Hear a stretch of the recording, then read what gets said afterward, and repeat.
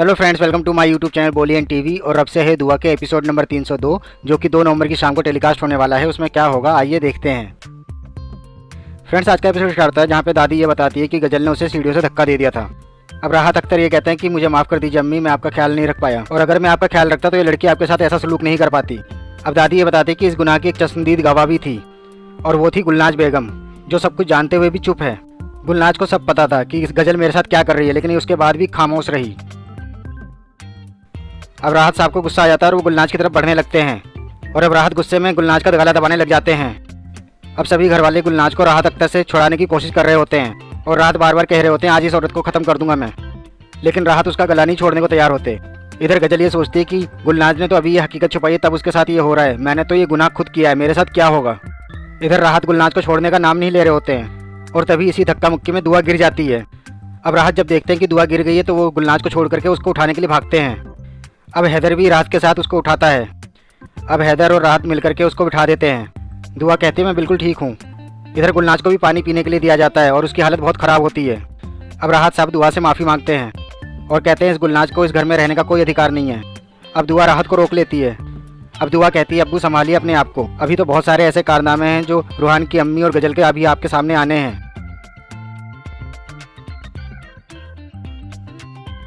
अब दादी कहती है सिर्फ तमाचे और मौत ही इनकी सज़ा नहीं है, इन्होंने हमारे पूरे खानदान को खोखला कर दिया है, इनकी सज़ा तो हम पूरे परिवार वाले मिलकर के तय करेंगे।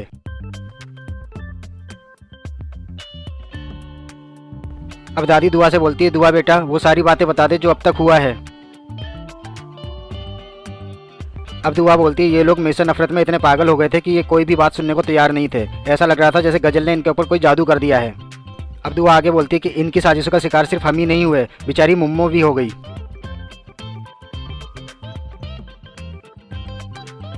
अब अख्तर साहब हैरान होते हुए पूछते हैं मुम्मो वो हमारी नौकरानी।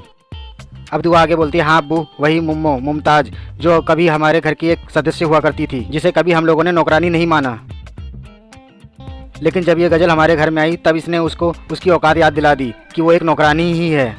जब उसे पता चला कि रूहान की अम्मी और गजल मिलकर के हमारे परिवार के खिलाफ साजिशें कर रहे हैं तब उसने हमें ये बताने की कोशिश की, लेकिन तब तक इन लोगों ने उसको मारपीट करके और चोरी का इल्ज़ाम लगा करके उसे घर से भगा दिया।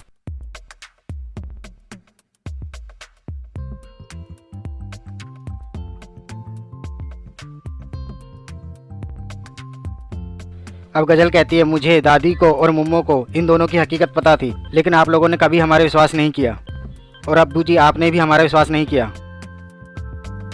अब दुआ हैदर की तरफ मुड़ती है और बोलती है और हैदर आपने भी हमारा कभी यकीन नहीं किया। मुझे मेरा घर टूटता हुआ दिखाई दे रहा था, लेकिन कभी आपने यकीन नहीं किया। अब हैदर को याद आता है दुआ ने कई बार गजल की हकीकत बताने की कोशिश की थी, लेकिन उसने कभी उसका यकीन नहीं किया। अब दुआ बोलती है इस गजल के काले साए के अंदर मेरा खानदान मुझे गुम नजर होता हुआ नजर आ रहा था, लेकिन मेरा यकीन किसी ने भी नहीं किया, और जब मुझे कुछ भी समझ में नहीं आ रहा था कि मैं कैसे अपना रिश्ता बचाऊं, तब मैंने रूहान और गजल के रिश्ते की बात करी।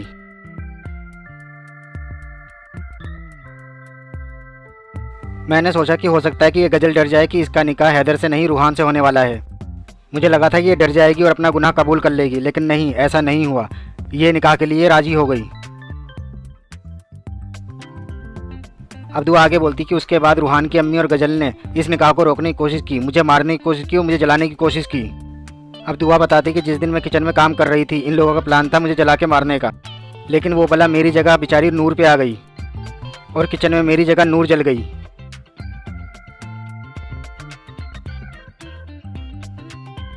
और अब सब लोग गुलनाज और गजल की तरफ देखने लग जाते हैं।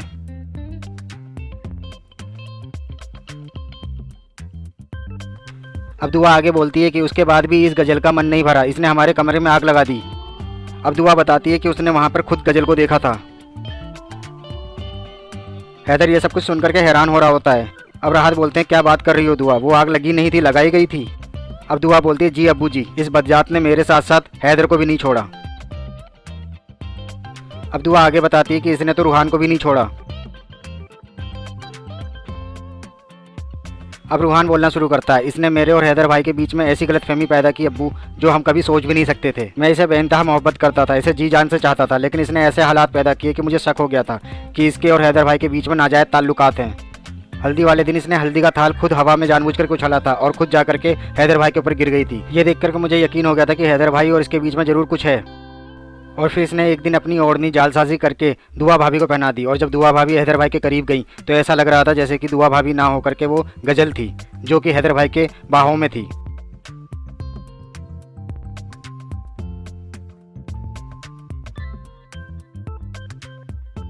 अब रूहान आगे बताता है कि इसने जानबूझ करके मेहंदी वाले दिन मेरा नाम की जगह पे हैदर भाई का नाम लिखा था।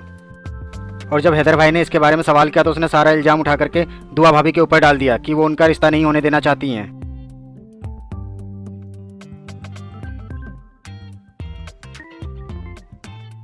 अब रूहान बोलता है कि जबकि इसके अंदर दुआ भाभी की कोई गलती नहीं थी, बल्कि ये चाहती थी कि हैदर भाई और दुआ भाभी के अंदर लड़ाई झगड़ा बढ़ जाए।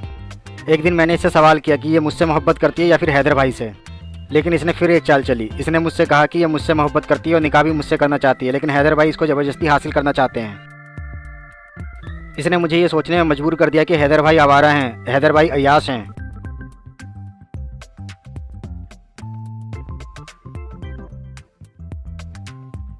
इसके सर में दिमाग नहीं बल्कि शैतान का कारखाना है। ये इधर मुझसे कहती रही कि हैदर भाई उसे हासिल करना चाहते हैं और उधर हैदर भाई से कहती रही कि मैं उसको मारता हूँ, पीटता हूँ।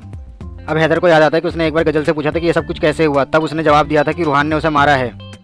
अब हैदर गजल की तरफ गुस्से भरी निगाह से देखता है। अब रूहान बोलता है कि इसने मेरे भाई के लिए मेरे मन में इतना जहर भर दिया कि मैंने अपने जान से प्यारे भाई के ऊपर हाथ उठा लिया।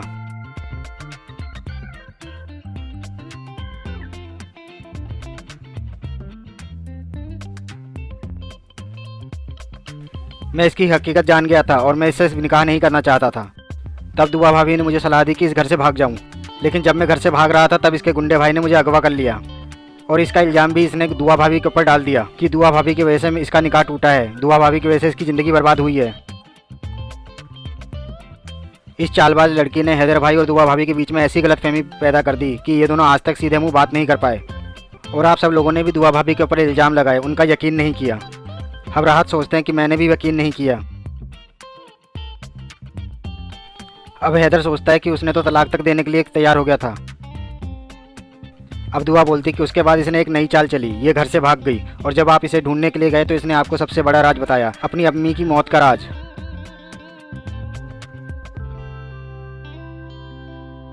और जब हैदर शर्मिंदा होने लगे तब उसने इनके साथ अपने निकाह की शर्त रख दी।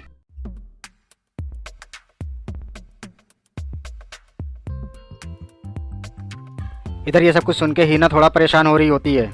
अब गजल उसे देखती है और कहती है कि कहीं ऐसा तो नहीं कि हिना उसकी बात पे यकीन कर रही है। अगर इसने इसकी बात पे यकीन कर लिया तो मैं कहीं की नहीं रहूँगी। और उसके बाद इस चालबाज औरत ने हैदर को अपने साथ निकाह करने के लिए मजबूर कर दिया। अब हिना बेगम चिल्ला उठती है, नहीं ये सब कुछ झूठ है, फरेब है। हैदू ने इससे मजबूरी में निकाह नहीं किया था, मेरा हैदू तो इससे प्यार करता था, मोहब्बत करता था। तभी हैदर की आवाज़ आती है गलत और हिना हैदर की तरफ देखने लग जाती है। अब हैदर बोलता है मैंने बस एक ही लड़की से मोहब्बत की है और वो है दुआ हैदर अख्तर। अब हिना को एक जोरदार झटका लगता है और वो सोफे पे बैठ जाती है। अब हिना सोचती है कि हैदर ने खुद उससे कहा था कि वो गजल से मोहब्बत करता है। अब हिना हैदर से बोलती है तुमने तो कहा था कि तुम गजल से मोहब्बत करते हो। अब हैदर हिना के पास आता है और बोलता है नहीं अम्मी, कहा नहीं था, मुझसे कहलवाया गया था। और ये कहने के लिए मजबूर किया था गजल ने। उसने हैदर से वादा ले लिया था कि वो किसी को ये नहीं बताएगा कि वो अपनी माँ के गुनाह का कफ़ारा अदा कर रहा है, बल्कि उसे ये बताना होगा कि वो गजल से मोहब्बत करता है। अब हैदर हिना से बोलता है कि मुझे मजबूर कर दिया था, मुझे अपनी अम्मी को बचाना था, इसलिए मैंने ये सब कुछ कहा था ताकि मैं आपके गुनाह का कफ़ारा अदा कर पाऊँ। अब हैदर कहता है बहुत बुरा हूँ मैं अम्मी, बहुत बुरा। मैंने क्या किया दुआ के साथ? ये चीखती रही, चिल्लाती रही, गजल की हकीकत हमारे सामने लाती रही, लेकिन मैंने दुआ का कभी यकीन नहीं किया। लेकिन इस घर में कोई और भी है जो इससे भी बड़ा गुनहगार है। अब हैदर बोलता है और वो गुनहगार है मेरी अम्मी और वो गुनहगार हूँ मैं। काश मैंने दुआ की बात सुन ली होती, काश मैंने अच्छे शोहर होने का फ़र्ज निभाया होता, सब मेरी गलती है। और अब हैदर बोलता है इस लड़की ने सब बर्बाद कर दिया। अब हैदर रोने लगता है और बोलता है सब बर्बाद हो गया अब्बू, सब बर्बाद कर दिया इस लड़की ने। अब सब लोग हैदर को संभालने लग जाते हैं। अब दुआ बोलती है हैदर खुद को संभालिए। अब राहत हैदर को उठाते हैं और कहते हैं कि सब ठीक हो जाएगा। अब हैदर बोलता है कुछ ठीक नहीं होगा अब्बू, क्योंकि अब सब खत्म हो गया है, हमें दुआ पे यकीन कर लेना चाहिए था। अब हैदर दुआ से कहता है तुम सच कह रही थी, ये मेरे जज्बातों से खेल रही थी, मुझसे निकाह करने के लिए, अपना बदला लेने के लिए बहुत बड़ा खेल खेला है तुमने गजल। अब हैदर गजल के पास आता है और बोलता है कि ये मुझसे निकाह सिर्फ इसलिए करना चाहती थी ताकि ये अपने मंसूबों में कामयाब हो जाए। अब हैदर हिना से बोलता है, आप जानना चाहती हैं ना अम्मी कि ऐसी दूसरी कौन सी वजह थी कि मैंने गजल से निकाह कर लिया। अब गजल हैदर को टोकती है, लेकिन तभी हैदर उसे तेज चिल्ला करके बोलता है, शट अप। अब हैदर बोलता है, मैंने इससे निकाह इसलिए किया क्योंकि इसने मुझे धमकी दी थी कि अगर मैंने इससे निकाह नहीं किया तो ये खुद की जान ले लेगी।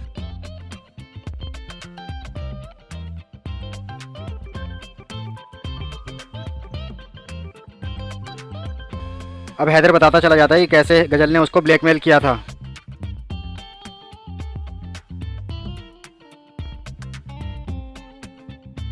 अब हैदर बोलता है, मैं वो शख्स हूँ जो मर जाता लेकिन अपनी बीवी की आंखों में आंसू नहीं आने देता, लेकिन मैं बदल गया क्योंकि गजल ने मुझे बरगलाया और आपके गुनाहों का कफारा मुझसे अदा करवाया। खुद को आबाद करने के लिए इसने मुझे बर्बाद कर दिया, मेरे खानदान को बर्बाद कर दिया।